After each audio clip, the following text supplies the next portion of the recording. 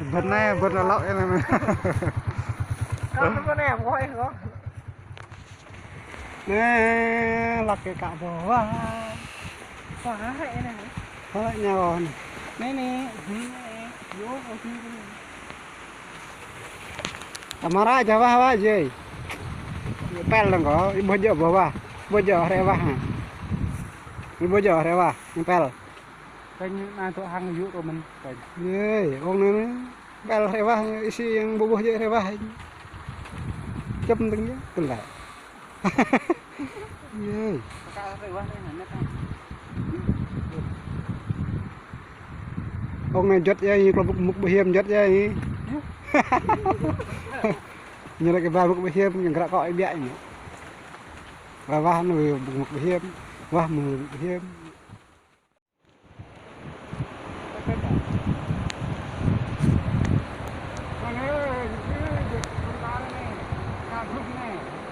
Cá to lắm mọi người ạ. Cá lắc nhá. Cá lắc nữa này. Cá lắc. Ôi. Anh Bao đã câu được một con. Cá thật là to chưa? Đấy. Ôi. Oh, jangan rong nữa. Oh. Tuh cái.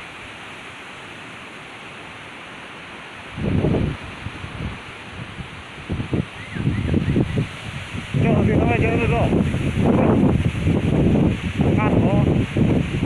Lắc rồi. Mà tôi khai cho bạn. Dạ này này không cắt nó bên.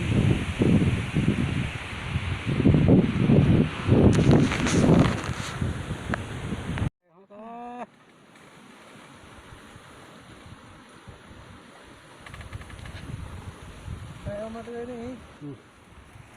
Nó có nhiêu có. Chút có. Masuk nih, ngon masuk nih. Nhưng cá to này mấy bạn ơi. Anh câu cá dày lắm. Trúng cá to luôn. To chưa? Cá trắng to.